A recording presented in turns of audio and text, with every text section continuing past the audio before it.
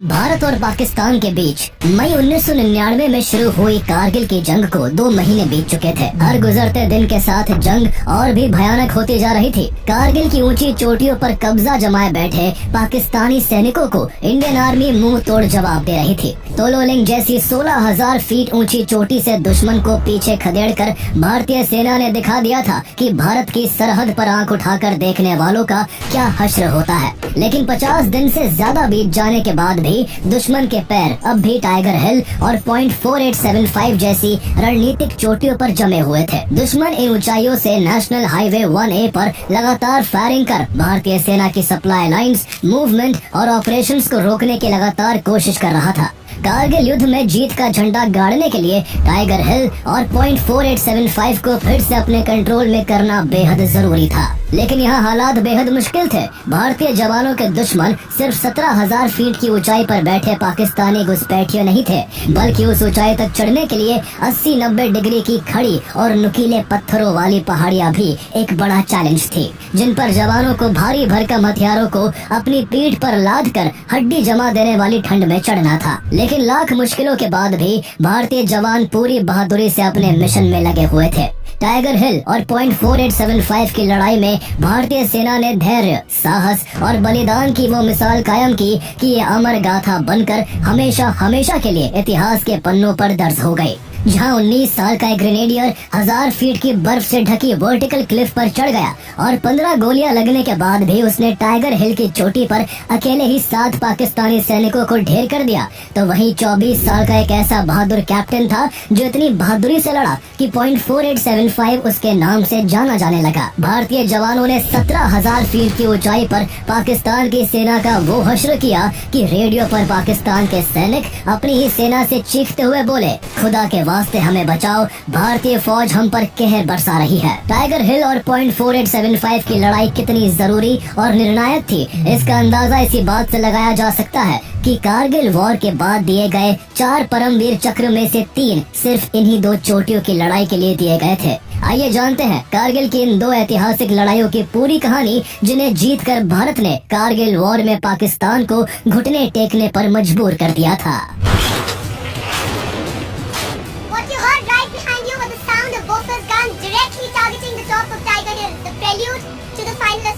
18 grenadiers ने tiger हिल पर ही नहीं बल्कि तोलोलिंग और हम जैसी कठिन चोटियों और पहाड़ियों पर अपना परचम लहराया। The victory at Tiger Hill had proved to be a turning point in the Kargil War.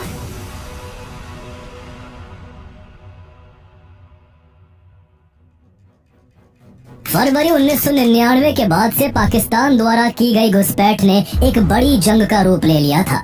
10 मई 1999 को ऑपरेशन विजय के जरिए भारतीय सेना ने पाकिस्तानियों को भारत की जमीन से खदेड़ना शुरू कर दिया। द्रास, काकसर, बटालिक और मुश्को जैसे स्ट्रेटेजिक सेक्टर्स में अलग अलग मोर्चों पर भयंकर युद्ध जारी था। इस जंग में पाकिस्तान के सैनिकों के पास पूरा एडवांटेज था, क्योंकि वो ऊंचाई पर बैठे थे, जहां से न सिर्फ वो नेशनल हाईवे 1 पर सीधी नजर रख रहे थे, बल्कि लगातार फायरिंग करके भारतीय सैनिकों की मूवमेंट को भी रोक रहे थे। ऐसे मुश्किल हालात में भी भारतीय जवानों ने बहादुरी से लड़ाई लड़ी और 13 जून 1999 को भारतीय सेना ने तोलोलिंग टॉप से पाकिस्तानियों को खदेड़ दिया। तोलोलिंग टॉप की ये जीत भारत का पहला बड़ा ब्रेक थ्रू थी, लेकिन असली चुनौतियां अभी बाकी थी। इंडियन आर्मी को दुश्मन की कमर तोड़ने के लिए टाइगर हिल और पॉइंट 4875 जैसी स्ट्रेटेजिकली क्रिटिकल पीक्स को रिकैप्चर करना बेहद जरूरी था। जब तक इन चोटियों पर से दुश्मन को हटाया नहीं जाता, तब तक उसके पैर भारत की जमीन पर मजबूती से जमे रहते। लेकिन इन दोनों पीक से पहले एक और पीक पॉइंट 5140 था, जिसे हासिल किए बिना टाइगर हिल और पॉइंट 4875 की राह बेहद मुश्किल थी। पॉइंट 5140 करीब 17,000 फीट की ऊंचाई पर तोलोलिंग के नॉर्थ में सिर्फ 1.5 किलोमीटर दूर मौजूद है। पाकिस्तानी सेना द्वारा कैप्चर की गई ये तोलोलिंग कॉम्प्लेक्स की सबसे ऊंची चोटी थी। इस पोस्ट की अहमियत का अंदाजा इसी बात से लगाया जा सकता है कि जब 26 मई को इंडियन एयरफोर्स ने ऑपरेशन सफेद सागर लॉन्च किया, तो अगले ही दिन 27 मई को IAF के 2 मिग फाइटर जेट्स और 28 मई को एक MI-17 हेलीकॉप्टर को पाकिस्तानी सेना ने स्टिंगर मिसाइल से मार गिराया। ये हमले पॉइंट 5140 से ही किए गए थे। .5140 द्रास रीजन के सबसे खतरनाक और सबसे ज्यादा फोर्टिफाइड चोटियों में से एक था। यहाँ से दुश्मन को खदेड़ने की जिम्मेदारी 13 जम्मू एंड कश्मीर राइफल्स को दी जाती है, जिसकी अगुवाई लेफ्टिनेंट कर्नल योगेश कुमार जोशी कर रहे थे। उन्होंने इसे जीतने की जिम्मेदारी 13 जम्मू एंड कश्मीर राइफल्स की 2 कंपनी ब्रावो और डेल्टा को दी। ब्रावो कंपनी का नेतृत्व लेफ्टिनेंट संजीव सिंह जम्वाल कर रहे थे, वही डेल्टा कंपनी की कमान लेफ्टिनेंट विक्रम बत्रा ने संभाल रखी थी। 19 जून की रात दोनों कंपनियों ने अलग अलग डायरेक्शन से दुश्मन पर धावा बोलने के लिए चढ़ाई शुरू कर दी। भारतीय तोपों से लगातार पाकिस्तानी बंकरों पर बम बरसने लगे ताकि भारतीय जवानों को कवर मिल सके। 18 गढ़वाल राइफल्स और 1 नागा भी इसमें उनकी मदद कर रही थी। इसका परिणाम ये हुआ कि दुश्मन को पता भी नहीं चला और 20 जून की सुबह करीब 2:35 पर लेफ्टिनेंट संजीव सिंह जामवाल की ब्रावो कंपनी ने .5140 के अपने डेजिग्नेटेड पोर्शन पर पहुंचकर हमला कर दिया। केवल 1 घंटे के अंदर उन्होंने दुश्मन को उस जगह से खदेड़ दिया, लेकिन दूसरी ओर से चढ़ रही लेफ्टिनेंट विक्रम बत्रा की डेल्टा कंपनी की राह इससे कहीं ज्यादा मुश्किल थी। लेफ्टिनेंट विक्रम बत्रा की टीम दुश्मन को चौंकाने के लिए चोटी के पीछे से एक बेहद खतरनाक चढ़ाई चढ़ रही थी। जैसे ही लेफ्टिनेंट विक्रम बत्रा की टुकड़ी ऊपर पहुंचने वाली थी, दुश्मन को उनकी मूवमेंट का पता लग गया और उन्होंने फायरिंग शुरू कर दी। एक पाकिस्तानी सैनिक ने रेडियो पर लेफ्टिनेंट विक्रम बत्रा को डराने के लिए कहा, शेर शाह ऊपर मत आना, जिंदा वापस नहीं जा पाओगे।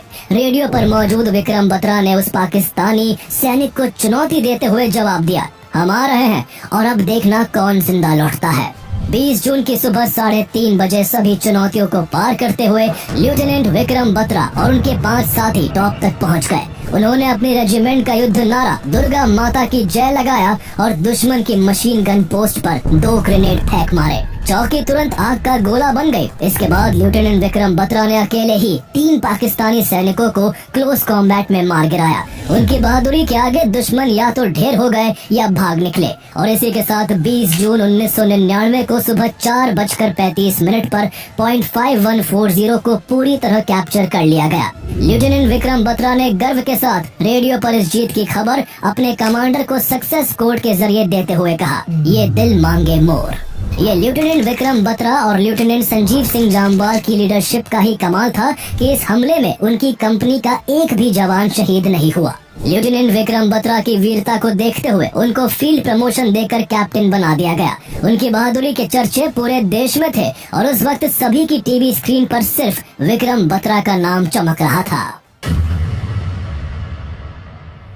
.5140 को कैप्चर कर लेने के बाद भारतीय सेना के लिए आगे की जीत के रास्ते खुल गए। भारतीय सेना अब अनस्टॉपेबल बन चुकी थी। 29 जून को .4700 और 3 पिंपल कॉम्प्लेक्स को भी भारतीय जाबाजों ने दुश्मन से छीनकर वहां भारतीय तिरंगा लहरा दिया।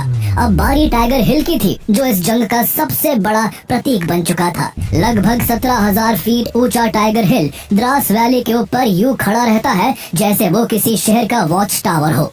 इस जंग में ये तय था कि जिसके पास भी ये चोटी रहेगी उसका ही पूरे इलाके पर दबदबा होगा। यही वजह थी कि टाइगर हिल दोनों देशों के लिए स्ट्रेटेजिक सुप्रीमेसी का सिंबल बन गया था। जितनी ज्यादा इसकी इम्पोर्टेंस थी, इसे जीतना भी उतना ही चैलेंजिंग था। टाइगर हिल कारगिल वॉर में भारत के लिए सबसे मुश्किल चुनौती बना हुआ था। यहाँ पाकिस्तान आर्मी की 12 नॉर्दर्न लाइट इन्फेंट्री की बहुत मजबूत पकड़ थी।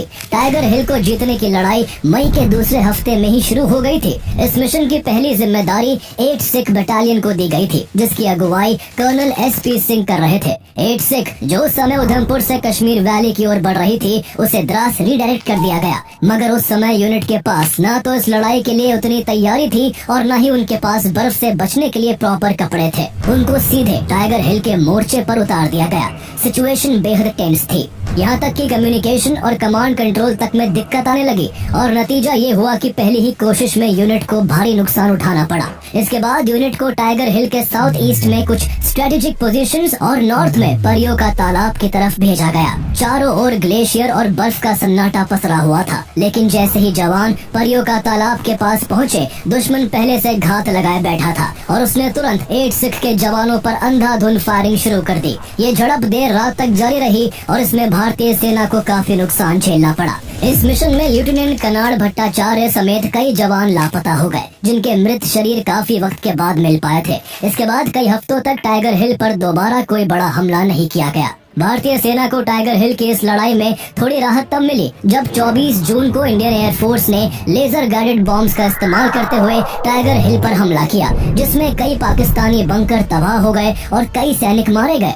ऐसा ही एक हमला एयरफोर्स ने टाइगर हिल पर 2 और 3 जुलाई के दौरान किया। एयरफोर्स के इन हमलों से अब टाइगर हिल पर इन्फेंट्री असॉल्ट की राह खुल गई थी। इस वक्त तक भारतीय सेना तोलो लिंक, .5140, .4700 और फिर 3 पिंपल कॉम्प्लेक्स को जीत चुकी थी, इसलिए जवानों का हौसला अब आसमान छू रहा था। ऐसे में टाइगर हिल को वापस लेने का फाइनल प्लान बनाया गया। इस बार टाइगर हिल के ऑपरेशंस की कमान 192 माउंटेन ब्रिगेड को सौंपी गई। ब्रिगेडियर MPS बाजवा, जो इस ब्रिगेड के कमांडर थे, उन्होंने 8 सिख के साथ इस मिशन से 18 ग्रेनेडियर्स को भी जोड़ दिया। 18 ग्रेनेडियर्स पहले ही तोलो लिंक को जीतने में अहम भूमिका निभा चुकी थी, इसलिए उसके जवानों के हौसले बुलंदी पर थे।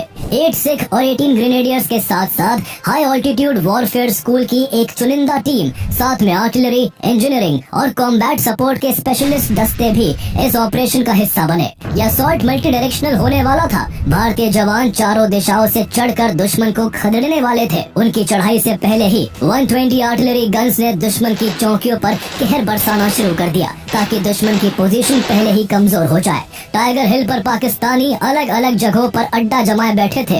ऐसे में इंडियन आर्मी ने दुश्मन की एक्सपेक्टेड पोजीशंस को top, collar, India gate, helmet और रॉकी नॉब जैसे नाम दे दिए थे, ताकि स्ट्रेटेजिकली अटैक किया जा सके और जवानों में टारगेट्स को लेकर क्लैरिटी रहे।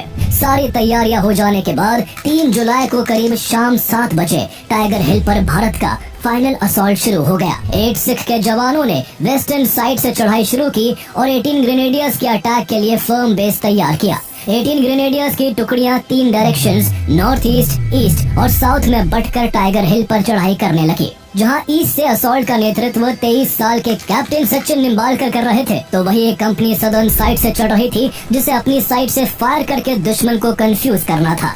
इस दौरान लेफ्टिनेंट बलवान सिंह अपनी घातक प्लेटून के साथ सबसे कठिन रास्ते नॉर्थ ईस्टर्न रूट से चढ़ाई कर रहे थे। ये करीब 90 डिग्री की सीधी और लगभग असंभव सी चढ़ाई थी, लेकिन ये एक ऐसा रास्ता था जिस पर जाकर पाकिस्तानियों को चकमा दिया जा सकता था।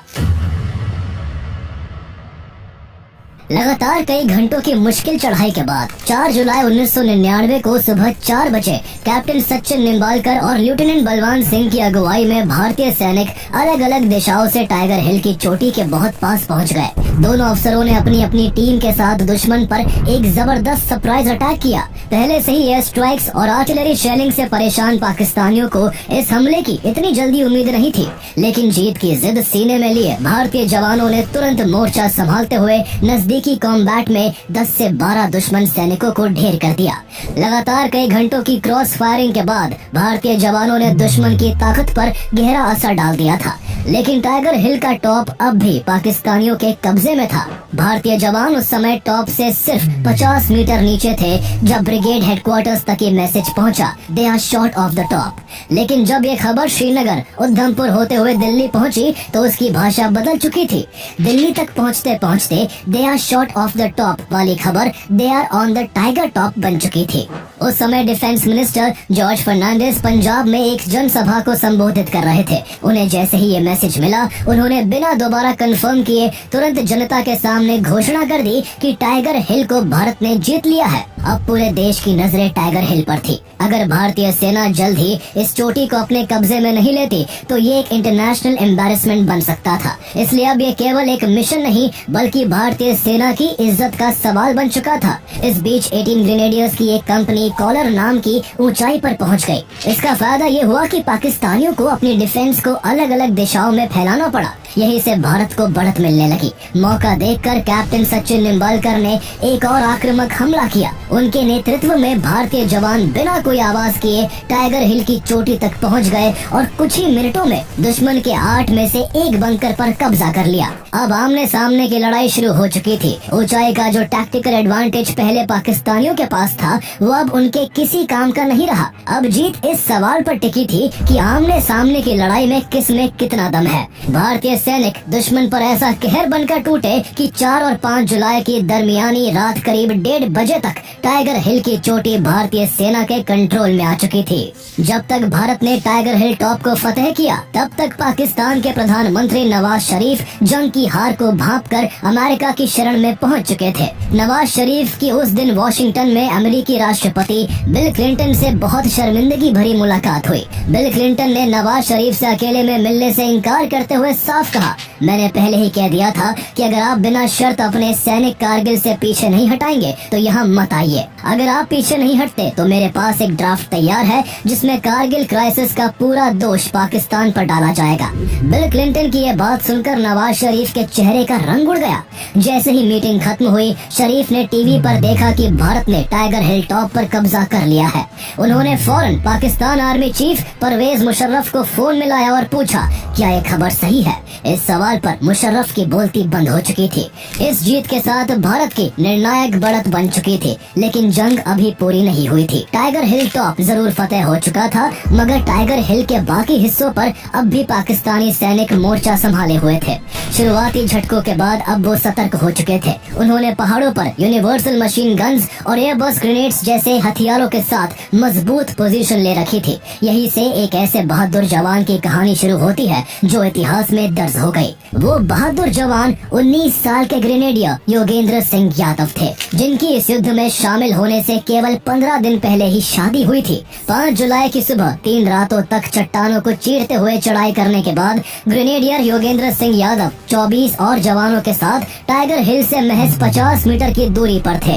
तभी चढ़ाई के दौरान एक पत्थर फिसल गया और उसके नीचे लुढ़कते ही ऊपर मौजूद दुश्मन को उनके चढ़ने का पता चल गया।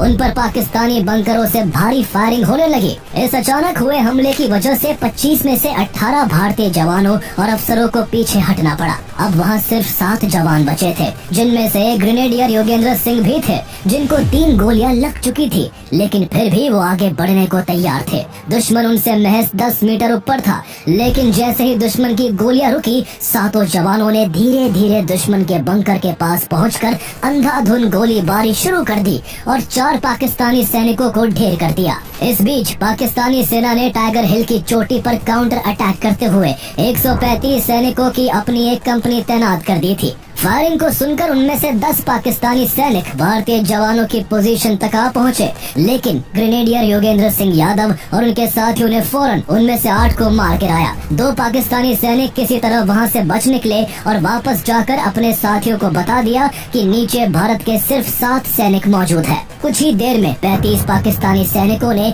अचानक हमला कर दिया और 7 भारतीय जवानों को चारों तरफ से घेर लिया। दुश्मन की संख्या बल ज्यादा थी और भारतीय जवान चढ़ान की थकान और पहले की क्रॉस फायरिंग से हुई इंजरी से जूझ रहे थे, इसलिए 7 में से 6 जवान शहीद हो गए। अब वहाँ मैदान में भारत की तरफ से केवल अकेले ग्रेनेडियर योगेंद्र सिंह यादव बचे थे, लेकिन वो भी कई गोलियों से बुरी तरह घायल और खून से लथपथ जमीन पर पड़े हुए थे। योगेंद्र यादव खुद को मरा हुआ दिखाने के लिए चुपचाप यूं ही लाशों के बीच लेटे रहे, लेकिन दुश्मन कोई रिस्क नहीं लेना चाहता था। उन्होंने मरी हुई लाशों पर भी गोलियां दागनी शुरू कर दी।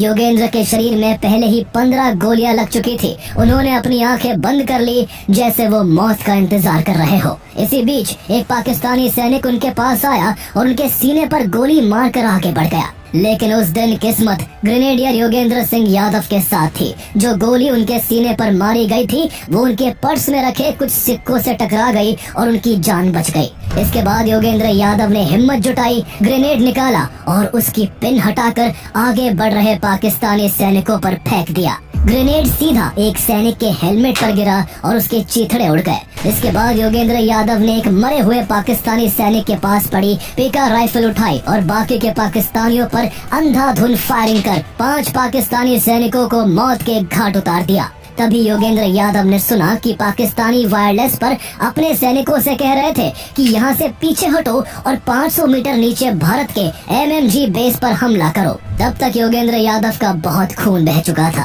और उनके लिए होश में बने रहना भी मुश्किल हो रहा था, लेकिन उन्हें किसी भी कीमत पर यह जानकारी अपने सीनियर्स तक पहुंचानी थी। तभी उनकी नजर पास ही बह रहे एक नाले पर पड़ी। वो खुद को खींचते हुए उस नाले तक ले गए और उसमें कूद गए। सिर्फ 5 मिनट में वो बहते हुए करीब 400 मीटर नीचे आ गए। नीचे मौजूद भारतीय सैनिकों ने उन्हें नाले से बाहर निकाल लिया। उस समय तक उनका इतना खून बह चुका था कि उन्हें कुछ दिखाई तक नहीं दे रहा था। फिर भी जब उनके कमांडिंग ऑफिसर कर्नल खुशहाल ठाकुर ने पूछा, क्या तुम मुझे पहचानते हो, तो ग्रेनेडियर योगेंद्र सिंह यादव ने टूटती आवाज में जवाब दिया, साहब मैं आपकी आवाज पहचानता हूँ, जय हिंद साहब। इसके बाद उन्होंने कर्नल खुशहाल ठाकुर को बताया कि टाइगर हिल की चोटी से निकलकर दुश्मन अब इंडियन एमएमजी बेस पर हमला करने वाले हैं। ये खबर सुनते ही सेना ने चार्ली और डेल्टा कंपनी को टाइगर हिल टॉप की तरफ भेजा और ब्रावो कंपनी को तुरंत अलर्ट कर एमएमजी बेस की सुरक्षा के लिए तैनात कर दिया। कुछ ही मिनटों बाद पाकिस्तानी सैनिकों ने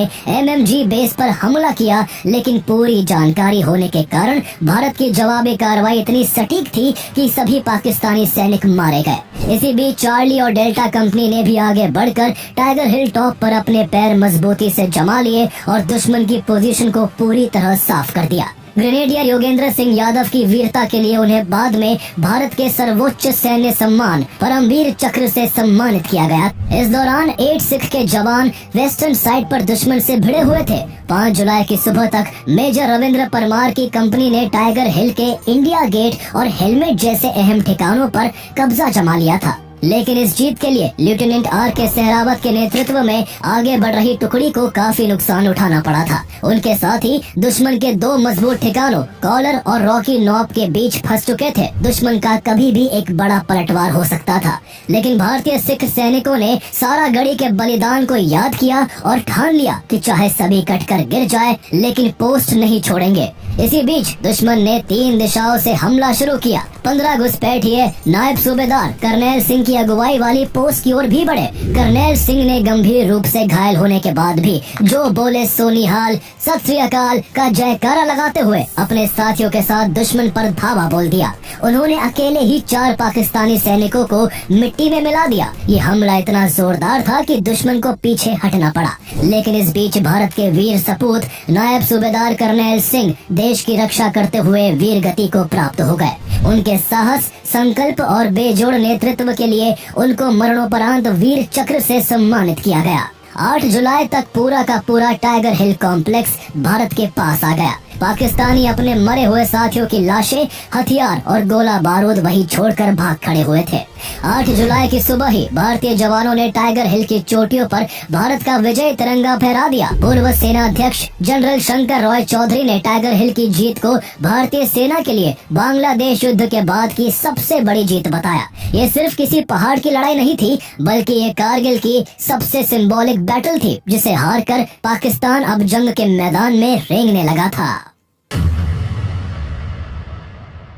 टाइगर हिल की जीत के बाद कारगिल युद्ध अब अपने आखिरी और सबसे निर्णायक फेज में एंटर कर चुका था। अब भारतीय सेना का ध्यान पॉइंट 4875 को जीतने पर था। ये इलाका टैक्टिकली पूरे सेक्टर का सबसे अहम हिस्सा था। अगर ये दुश्मन के कब्जे में रहता तो श्रीनगर लेह हाईवे लगातार पाकिस्तानी आर्टिलरी की रेंज में बना रहता। इस पॉइंट को क्लियर करने की जिम्मेदारी ब्रिगेडियर रमेश कक्कर के नेतृत्व में 79 माउंटेन ब्रिगेड को दी गई। 79 माउंटेन ब्रिगेड ने इस मिशन से 13 जम्मू एंड कश्मीर राइफल्स को जोड़ा, जिसने इससे पहले 20 जून को पॉइंट 5140 को जीतकर अपना पराक्रम साबित कर दिया था। उस लड़ाई में विक्रम बत्रा देश के हीरो बन चुके थे। इस ऑपरेशन में 13 जम्मू एंड कश्मीर राइफल्स के साथ साथ 17 जाट के जवान भी सबसे अहम भूमिका में थे। इन दोनों बटालियंस को भरपूर आर्टिलरी सपोर्ट के साथ साथ 2 नागा, 12 मेहर और 21 पैरा एसएफ की यूनिट्स का भी साथ था। पॉइंट 4875 कई सब पोस्ट से मिलकर बना था। इसमें well back, pimple 1, pimple 2, southern slope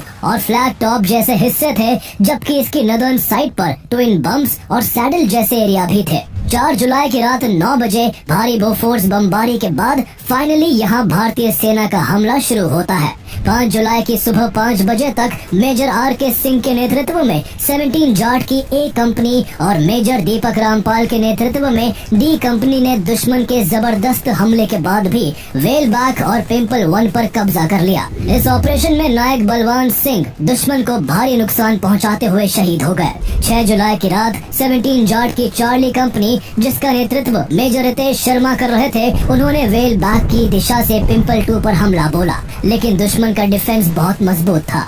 शुरुआती हमले में मेजर रितेश शर्मा बेहद गंभीर रूप से घायल हो गए थे, इसलिए उन्हें तुरंत पीछे भेजा गया और उनकी जगह कैप्टन अनुज नैयर ने संभाली, जिन्हें युद्ध के दौरान ही कैप्टन के पद पर प्रमोट किया गया था। कैप्टन अनुज नैयर ने अपने जवानों के साथ मिलकर दुश्मन के 4 बंकर्स को पॉइंट आउट किया, जो लगातार उनकी टुकड़ी पर मशीन गन से फायर कर रहे थे। कैप्टन नैयर ने रॉकेट लॉन्चर टीम को पोजीशन पर लगाया और खुद 2 जवानों के साथ आगे बढ़ गए। उन्होंने पहले बंकर में ग्रेनेड फेंककर उसे साफ किया और फिर बिना रुके दूसरे बंकर तक पहुंचे और वहां भी ग्रेनेड से दुश्मनों को मौत की नींद सुला दिया। इसी तरह उन्होंने दुश्मन के तीसरे बंकर को भी अपने जवानों के साथ मिलकर मिट्टी में मिला दिया, लेकिन चौथा बंकर क्लियर करते समय कैप्टन नैयर पर रॉकेट प्रोपेल्ड ग्रेनेड से सीधा हमला हुआ और वो गंभीर रूप से घायल हो गए। बुरी तरह से इंजर्ड होने के बाद भी उन्होंने अपनी टुकड़ी का नेतृत्व जारी रखा। हालांकि उनको इतनी गहरी चोटें लगी थी कि वो दुश्मन से लड़ते हुए शहीद हो गए। उन्होंने इस पूरे मुकाबले में 9 पाकिस्तानी सैनिकों को मार गिराया था और 3 मीडियम मशीन गन बंकर्स को तबाह किया था। उनकी बहादुरी ने पूरी टुकड़ी को गर्व से भर दिया था। कैप्टन अनुज नैयर के साहस और बलिदान के लिए उन्हें मरणोपरांत महावीर चक्र से सम्मानित किया गया। कैप्टन नायर के शहीद होने के बाद कंपनी के artillery observation officer captain S.B.. Ghildiyal ने कमान संभाली। कैप्टन घिल्डियाल ने शानदार नेतृत्व करते हुए कंपनी को पिंपल 2 पर विजय दिलाई। 8 जुलाई तक ये पूरा इलाका भारतीय सेना के नियंत्रण में आ चुका था। बाद में कैप्टन घिल्डियाल को उनकी बहादुरी के लिए वीर चक्र से नवाजा गया।